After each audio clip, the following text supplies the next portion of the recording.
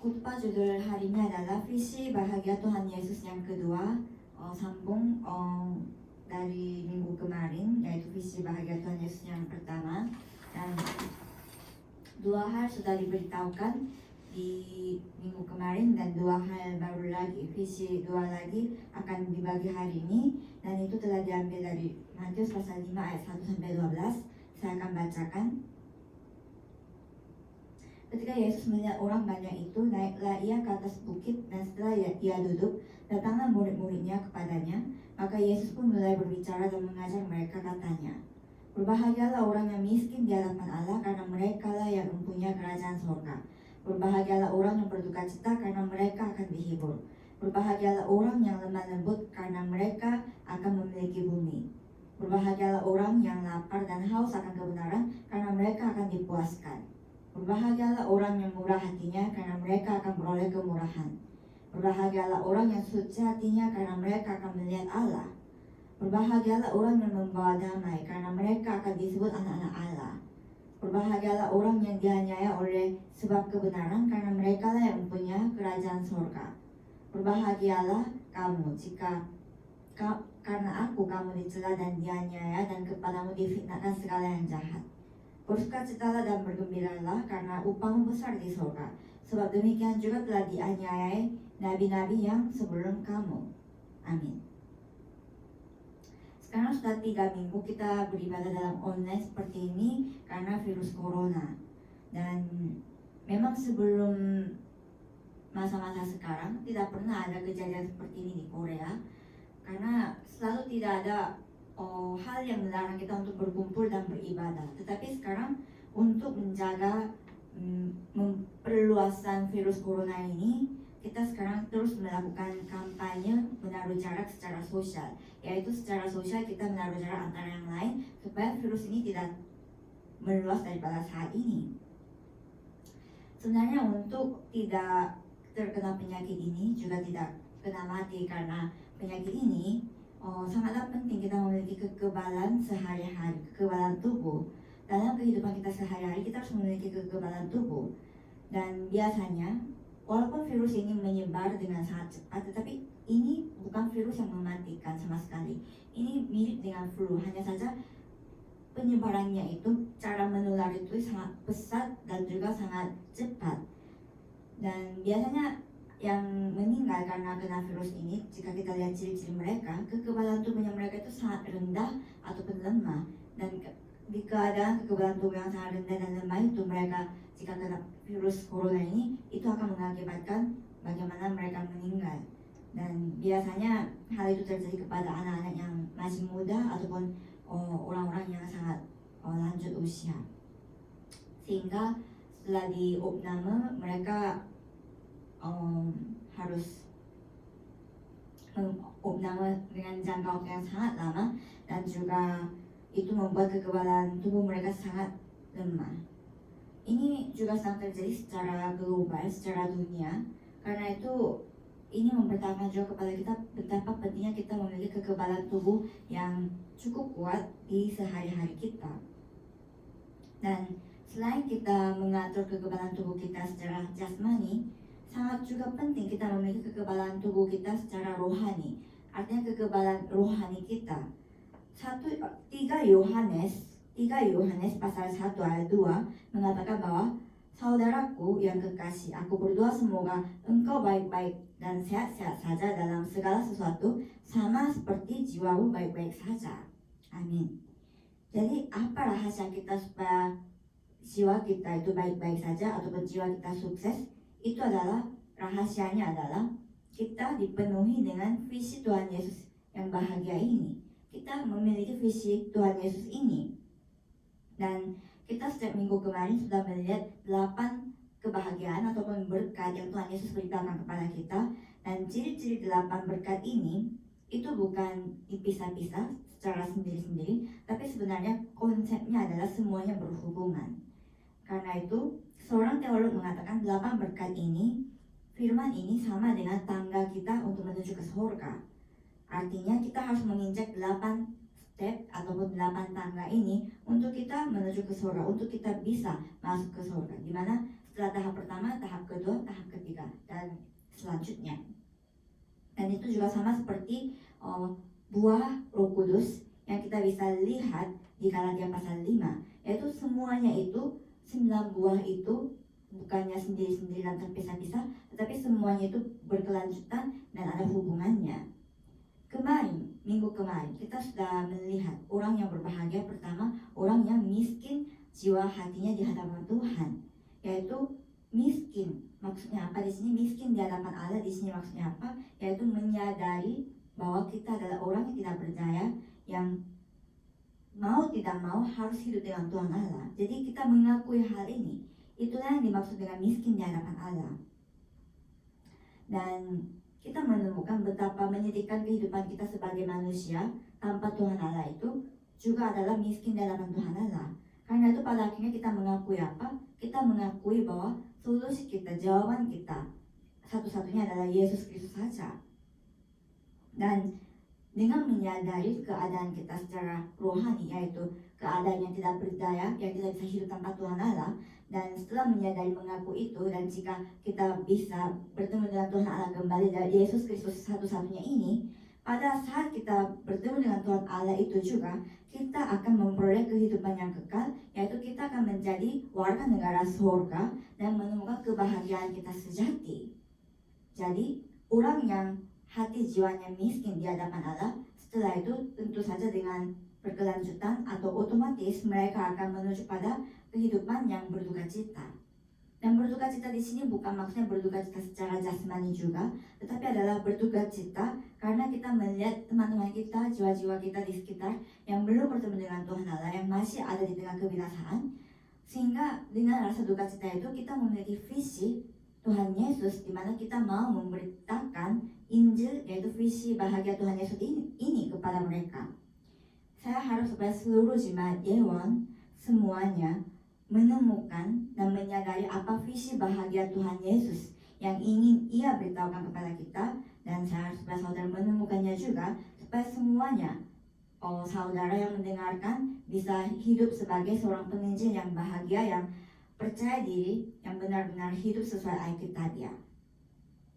Sebagai subjudul yang pertama adalah berkat orang yang lemah lembut. Ayat 5 saya akan bacakan. Berbahagialah orang yang lemah lembut, karena mereka akan memiliki bumi. Amin. Orang yang lemah lembut dikatakan di sini. Tetapi sebenarnya lemah lembut di sini sedikit penafsirannya sangat beda dengan lemah lembut dari kata dunia.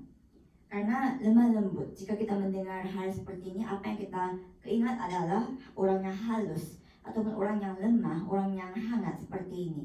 Yaitu orang yang memiliki sifat lemah lembut seperti orang yang halus. Itulah kayak makna kamus yang kita ketahui di kamus sehari-hari kita. Tetapi lemah lembut yang Alkitab beritahukan kepada kita sebenarnya konsepnya sedikit berbeda. Dimana lemah lembut dalam bahasa Yunani adalah praus, yaitu ini mengartikan bahwa keadaan seekor kuda liar yang dijinakkan oleh tuannya dengan sangat baik. Jadi karena sudah dijinakkan oleh tuannya dengan sangat baik, dia bisa mengontrol dirinya atas bantuan tuannya. Jadi lemah lembut di sini bukan berarti dia tidak berdaya dan dia lemah, tapi dia sangat kuat, dia sangat berlimpah kekuatan yang ia miliki, tetapi dia dilatih sangat baik sehingga kekuatannya itu dia gunakan di bagian yang sangat baik sehingga itu menguntungkan dirinya. Jadi dia dipakai, digunakan.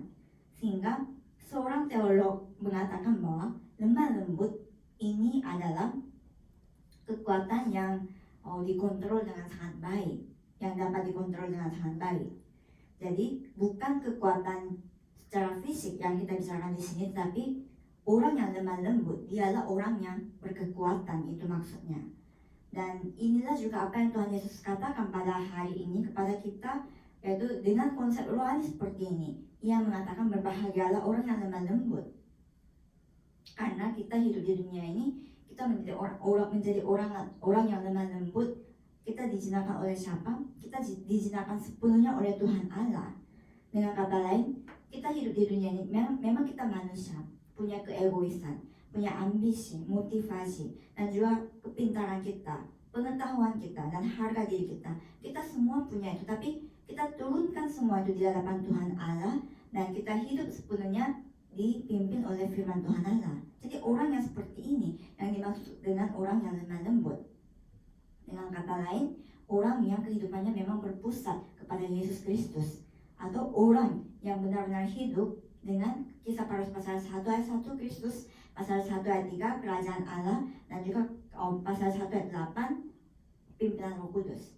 Orang yang pengukiran dan akar dan naturnya yang sudah menjadi seperti ini, dia yang dimaksud dengan orang lemah lembut. Sehingga pada saat dia berhadapan dengan masalah baru, kasus baru, dia menyelesaikan semua itu dengan Yesus Kristus. Dengan begitu, dia akan melihat kasus dan masalah tersebut dan mendapatkan jawaban masalah atau kasus tersebut sebagai jawaban yang satu-satunya unik dan penciptaan kembali. Jadi sebenarnya lemah lembut, jika kita pikirkan hal ini, yang pertama yang kita bisa ingat adalah Tuhan Yesus sendiri.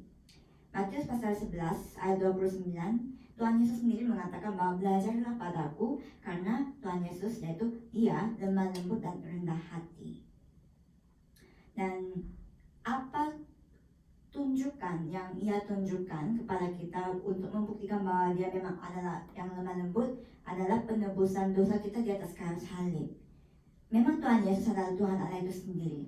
Dia datang ke dunia ini dengan menggunakan tubuh jasmani manusia, tetapi dia benar-benar taat sepenuhnya kepada firman Tuhan Allah, yaitu dia mati di atas salib sesuai dengan kehendak Tuhan Allah, dan itulah bagaimana dia menunjukkan dia adalah orang yang lemah lembut. Dan lewat kelemah lembutan Tuhan Yesus ini, apa yang kita peroleh adalah kehidupan yang kekal. Dan Yesus khususnya ingin murid-muridnya hidup seperti Tuhan Yesus ini, yaitu hidup dengan lemah lembut. Dan Tuhan Yesus memberitahukan kepada kita bahwa orang yang lemah lembut hatinya, dia akan mendapatkan warisan tanah sebagai warisan.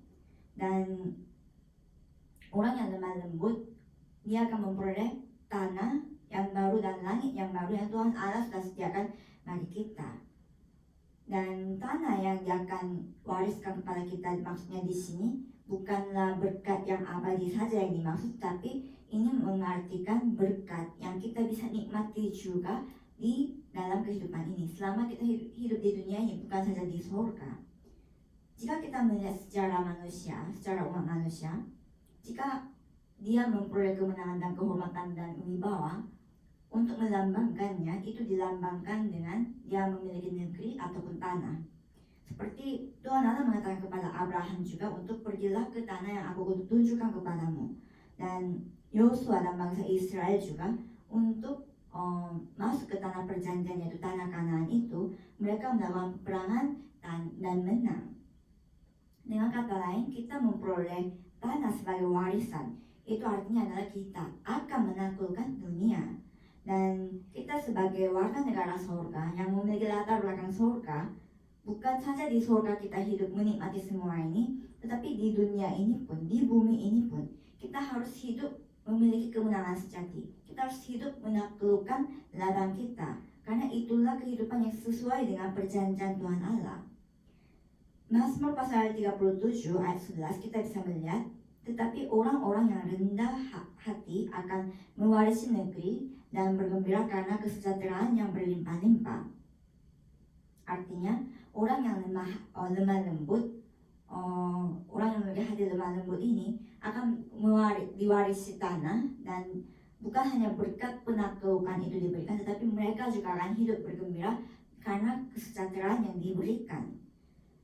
Dan jika kita hidup seperti ini, seperti yang dikatakan oleh Tuhan Yesus dengan visi sesuai ini, bukan saja kita hidup menaklukkan, tetapi dengan otomatis, dengan natural, kita akan diberikan bukti-bukti bagaimana kita menyelamatkan jiwa-jiwa di sekitar kita.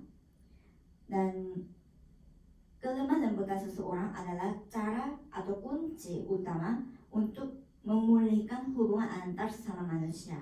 Dan kelemah lembutan itu, jika kita miliki kelemah lembutan itu, pasti ada berkat apa? Berkat oneness, kesatuan di ladang saudara, di tempat di mana saudara berkumpul. Dan mencapai oneness, kesatuan, inilah sebenarnya penginjilan yang kita bisa lakukan. berharap supaya seluruh jemaat Dewan hidup dengan lemah lembut, sehingga dengan kelemah lembutan itu kita memperluas kerajaan Allah di sekitar kita, di daerah kita, di negara kita, supaya kita menjadi saksi bahagia yang sejati, yang benar-benar menaklukkan dunia ini. Sebagai subtitle yang kedua adalah berkat orang yang lapar dan haus akan kebenaran. Ayat 6 saya akan bacakan. Berbahagialah orang yang lapar dan haus akan kebenaran, karena mereka akan dipuaskan. Jadi visi Tuhan Yesus, visi bahagia Tuhan Yesus yang keempat di sini adalah orang yang lapar dan haus akan kebenaran, dialah orang yang berbahagia, atau itulah berkatnya. Sebenarnya kalau misalnya kita membicarakan tentang kebenaran, kita memikirkan langsung akan orang yang jujur dan orang yang kelakuannya adil. Tetapi itu adalah kebenaran sesuai dengan standar manusia yang manusia miliki. Kebenaran yang firman hari ini katakan kepada kita, itu kita harus ketahui itu adalah kebenaran dari pihak Tuhan Allah, yaitu kebenaran yang Tuhan Allah maksud. Dan kita untuk itu harus tahu apa kebenaran Allah yang Tuhan Allah maksud. Dan jika kita lihat di Alkitab, kita bisa menemukan Tuhan Allah adalah Tuhan Allah yang benar, yaitu kebenaran memang adalah esensi dari Tuhan Allah sendiri.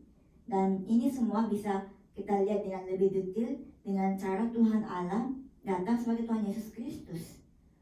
Karena setelah kejadian kasus yang terjadi di Kejadian pasal 3, semua manusia yang jatuh dalam dosa, setelah manusia yang jatuh dalam dosa tidak lagi bisa mencari kebenaran sebenarnya di tengah kehidupan manusia. Karena Roma pasal 3 ayat 10 mengatakan tidak ada orang yang benar, sama sekali tidak.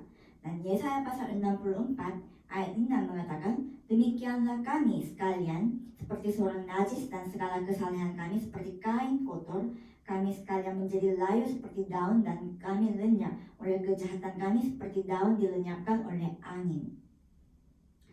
Kebenaran yang manusia bicarakan di sini seperti kain kotor dikatakannya, yaitu orang yang berdosa memiliki kebenaran, berarti itu adalah kebenaran kebohongan. Karena manusia yang telah meninggalkan Tuhan adalah makhluk yang ingin hidup benar, tapi tidak akan bisa hidup benar tanpa Tuhan Allah. Dan banyak sekali agama-agama dunia mengatakan bahwa bisa memperoleh kebenaran dengan berusaha dan dengan giat. Tapi Kristen berbeda. Penekanan Kristen adalah usaha manusia apapun tidak bisa memberikan kebenaran kepada kita. Untuk itu kita memerlukan kebenaran sejati yang Tuhan Allah berikan secara satu arah. Dan itulah Yesus Kristus, yaitu kebenaran bagi kita, yaitu hidup kekal kita. Roma pasal 1 ayat 17 menekankan hal ini, mengatakan bahwa sebab di dalamnya nyata kebenaran Allah yang bertolak dari iman dan memimpin kepada iman. Seperti ada tertulis, orang benar akan hidup oleh iman. Jadi Yesus Kristus sendiri yang menjadi kebenaran Allah, dia telah reinkarnasi dan juga dia menebus dosa kita di atas kayu salib, dan dia telah bangkit. Itulah perjanjian yang Yesus telah tempuh supaya masalah yang ada pada manusia, dosa asli, dosa asal, dan juga semua masalah rohani yang ada pada manusia itu dapat diselesaikan oleh Tuhan Yesus dengan sempurna. Karena itu, siapapun yang percaya kepada Tuhan Yesus Kristus, dia dikatakan sebagai apa? Dia akan dikatakan sebagai orang yang benar, makhluk yang benar, yaitu dibenarkan menjadi orang kebenaran. Dan inilah Injil, tidak ada tambahan lagi. Ini Injil sepenuhnya. Karena itu lapar dan haus akan kebenaran, itu berarti kita benar-benar merindukan akan Tuhan Yesus Kristus dalam hidup kita di tengah dunia ini. Karena kita tahu yang menjadi Tuhan hati kita, Tuhan hidup kita adalah Yesus Kristus. Dan bagi orang yang selalu lapar dan haus akan kebenaran Allah, dia akan mendapatkan berkat apa? Berkat dipuaskan. Dia akan dipuaskan, dikatakan oleh firman hari ini. Kita akan mengalami bagaimana Tuhan Allah selalu memuaskan kita, mengisi kita, dan mempersiapkan bagi kita. Kita akan mengalami hal itu pada saat kita menjadi orang yang lapar dan haus akan kebenaran. Mazmur pasal 107 ayat 9, sebab dipuaskannya jiwa yang dahaga, dan jiwa yang lapar dikenyangkannya dengan kebaikan. Mazmur pasal 34 ayat 10, singa-singa muda merana kelaparan, tetapi Tetapi orang-orang yang mencari Tuhan tidak kekurangan suatu pun yang baik. Orang yang lapar dan haus akan kebenaran ini tidak akan mengalami kekurangan. Dia akan selalu diisi, dipenuhi, dilimpahkan oleh Tuhan Allah. Yohanes pasal 6 ayat 35 dikatakan bahwa kata Yesus kepadanya, "Akulah roti hidup. Barang siapa datang kepadaku, ia tidak akan lapar lagi, dan barang siapa percaya kepadaku, ia tidak akan haus lagi." Siapapun yang maju di hadapan Tuhan Yesus, siapapun yang memandang hanya Yesus Kristus, dia tidak akan haus lagi. Dia tidak akan dibuat untuk haus untuk selama-lamanya. Itulah perkataan Yesus secara langsung kepada kita. Sebenarnya kalau orang yang kehausan secara dunia, tidak ada cara untuk memberikan kepuasan bagi mereka. Tetapi orang yang haus akan Tuhan Yesus saja, dia akan mengalami kepuasan sejati. Karena dikatakan apa? Karena firman Tuhan Allah mengatakan bahwa carilah dahulu kerajaan Allah dan kebenarannya, maka semuanya, segala sesuatu akan ditambahkan kepada kita. Amin. Amin. Jadi ada satu buku yang berjudul bahwa kita mempertaruhkan jiwa kita atau mempertaruhkan hidup kita pada hal yang sangat sepele. Dan itu ditulis oleh seorang yang bernama Richard Carlson. Dia adalah seorang konsultan penyembuh stres. Karena dia menemukan ciri-ciri yang utama, ciri-ciri kesamaan bagi semua orang yang berumur dan stres. Dan itu adalah mereka selalu memikirkan pemikiran yang bertujuan pada ambisi mereka. Artinya apa? Pusat kehidupan mereka. Mereka hidup berpusat untuk memiliki apa yang mereka ingin peroleh. Artinya jika dia sudah peroleh hal yang dia inginkan itu, dia inginkan hal yang lain lagi. Jika itu diperoleh lagi, dia menginginkan hal yang lain lagi yang baru. Tetapi masalahnya adalah tidak ada kepuasan di tengah itu, walaupun kita beroleh setiap kali semua itu. Tetapi sebaliknya, walaupun kita menginginkannya dan mengharapkannya, ada hal yang membuat kepuasan sejati, ada hal yang membuat kita tidak lapar dan tidak haus walaupun kita memilikinya, dan itu adalah Yesus Kristus. Kehausan dan kelaparan akan Tuhan Yesus Kristus. Artinya kita selalu haus dan lapar akan Tuhan Yesus ini, dan kita menginginkan lagi. Tetapi bukannya kehampaan dan kekosongan yang menimpa kita, tapi kita benar-benar dilimpahkan dengan kesejahteraan dan kebahagiaan, itu maksudnya. Jadi kita haus dan lapar satu kali itu tidak selesai. Setelah satu kali haus dan lapar, artinya itu akan terus berkelanjutan. Kita akan terus berkelanjutan haus dan lapar, karena selalu kita harus mencarinya. Kita tidak akan haus dan kelaparan lagi jika kita benar-benar bertemu dengan Tuhan Allah sejati ini. Orang yang sehat pasti makan 3 kali sehari, itu enak pada saat mereka memakannya. Tidak mungkin mereka mengatakan bahwa saya bosan memakan ini sehingga saya tidak mau makan. Sama seperti itu, orang yang memiliki keadaan rohani yang sehat, dia selalu memiliki rasa haus dan lapar akan firman Tuhan ini, sehingga dia terus diisi dengan firman Tuhan, dan mereka tidak pernah bosan menerima hal ini. Jadi saya harus supaya seluruh jemaat Yeon hidupilah kehidupan yang selalu lapar dan haus akan kebenaran Allah, supaya saudara menemukan kebijaksanaan, hikmat kebijaksanaan, dan juga pengetahuan dan semua harta yang tersembunyi di dalam Yesus Kristus, supaya kita benar-benar menjadi saksi Yesus Kristus yang memberikan pengaruh yang baik, pengaruh kebaikan kepada orang-orang di sekitar kita, supaya kita semua dikatakan orang-orang yang menjadi saksi Yesus Kristus. Sebagai kesimpulan adalah ada misionaris yang terkenal bernama misionaris Hudson Taylor, yang memang terkenal pelayanan dia di Cina, pelayanan misinya, dan dia memberitahukan satu pengalaman rohaninya dia, di mana dia memang mengalami banyak sekali kesulitan dan juga tantangan di tempat misinya, tapi dia tetap memperluas ladang misinya tersebut. Dan dia memberitahukan ini kepada kita, yaitu walaupun begitu besar tekanan saudara, janganlah pedulikan itu. Apa maksudnya? Walaupun besar sekali tekanan bagi saudara, janganlah pedulikan itu. Tetapi lihatlah tekanan itu ada di tempat mana, ada di mana. maksudnya adalah janganlah membuat tekanan ini ada di antara hubungan Tuhan Allah dan kita. Karena jika tekanan ini tidak ada antara hubungan kita dan Tuhan Allah, walaupun tekanan bisa menjadi besar, tapi kita tetap akan melengket pada Tuhan Allah, melengket pada Tuhan Allah. Walaupun begitu besar krisis dan kesulitan yang kita hadapi, jika kita menjaga hubungan kita dengan Tuhan Allah, jika kita tetap bisa melakukan komunikasi rohani antara Tuhan Allah, itu sudah cukup dan itu sudah segala-galanya. Karena dengan begitu, kesulitan dan krisis itu malah menjadi satu jalur membuat kita untuk lebih dekat kepada Tuhan Allah, di mana kita bisa benar-benar berpengalaman akan skala Tuhan Allah dalam hidup kita. Dan inilah sebenarnya berkat kita sebagai anak Tuhan Allah yang sudah mendapatkan keselamatan, yaitu kebahagiaan kita yang sejati, yang orang dunia tidak mungkin mengerti. Jadi saudara, coba cek apakah tekanan itu ada di mana, apakah ada di antara Tuhan Allah dan saudara sehingga itu menjadi halangan. Maka kita harus ambil tekanan itu di tempat lain, walaupun tekanan selalu bisa ada.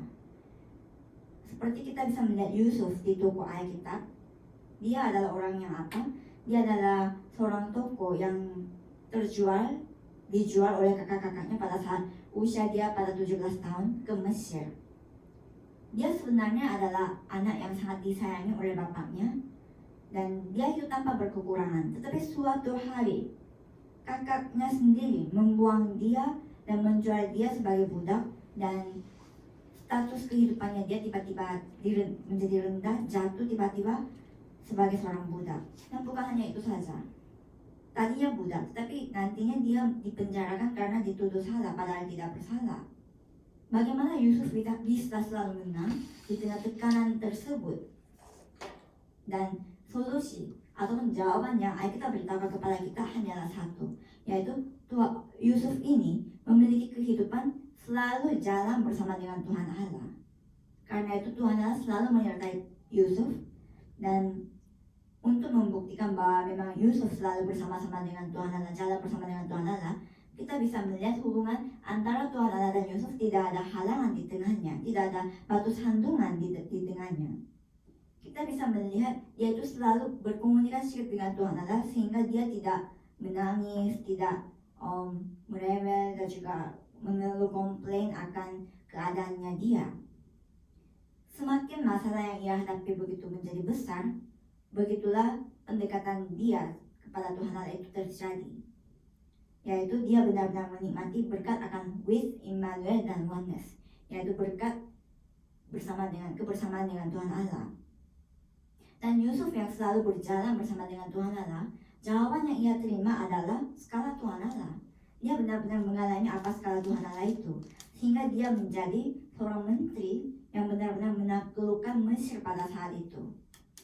Dan sebenarnya semua itu menjadi satu hal yang besar untuk penggenapan firman Tuhan Allah, itu penggenapan perjanjian Tuhan Allah kepada dia. Kehidupan Yusuf yang kita bisa lihat lewat kesimpulan kita hari ini adalah dia adalah orang yang lemah lembut dan haus dan lapar akan kebenaran Allah. Jadi Yusuf adalah orang yang sudah melihat dua visi ini. Saya berharap supaya seluruh jemaat Yeon juga menghidupi kehidupan yang lemah lembut dan juga lapar dan haus akan kebenaran Allah, supaya kita benar-benar menjadi Yusuf di masa ini, supaya kita benar-benar bisa melihat visi bahagia Tuhan Yesus itu dalam hidup kita menemukannya, menikmatinya, dan menyebarluaskannya, supaya kita semuanya menjadi para penginjil yang benar-benar memperluas sukacita kepada semua orang. Amin. Saya akan berdoa. Terima kasih Tuhan karena hari yang indah ini untuk kita dapat beribadah lewat online. Terima kasih walaupun di tengah wabah virus corona ini kita tetap memiliki hati yang lapar dan haus akan kebenaran Allah, sehingga kami benar-benar menginginkan untuk mendengarkan firman ini. Kami berdoa pada siang hari ini supaya kita semua menjadi orang yang lemah lembut dalam ladang kami, dalam hidup kami, supaya kami benar-benar hidup sesuai dengan orang Kristen yang memang Tuhan Allah berikan itu kepada kita sebagai status kami yang sesungguhnya. Kami adalah anak Tuhan ya Tuhan. Kami tidak mau lupa akan status ini di ladang kami. Karena itu ingatkan itu setiap saat, setiap kali kami merenungkan firman Tuhan, supaya selalu ada rasa syukur dalam hati kami atas keselamatan yang kami terima, dan selalu menyadari bahwa Tuhan Allah menyertai kami di tengah wabah dan juga krisis dan juga kesusahan apapun juga. Kami berdoa supaya lewat krisis ini juga, krisis global ini juga, ada kehendak Tuhan yang Tuhan Allah ingin perlihatkan kepada kami. Kami mau menemukannya supaya kami dapat menjadi saksi yang benar-benar menjangkau Indonesia dan juga dunia. Terima kasih ya Tuhan. Berkatilah setiap jemaat yang beribadah di setiap rumah mereka masing-masing, baik di Korea dan di Indonesia. Kami mau supaya kami benar-benar menjadi saksi Tuhan Yesus Kristus, murid Tuhan Yesus Kristus, yaitu seorang remnant yang benar-benar melakukan penginjilan dunia sebagai umat Tuhan Allah. Terima kasih ya Tuhan, dalam nama Tuhan Yesus Kristus kami berdoa. Amin. Sebagai penutup, kita akan melakukan doa Bapa kami, dan kita akan akhiri ibadah kita pada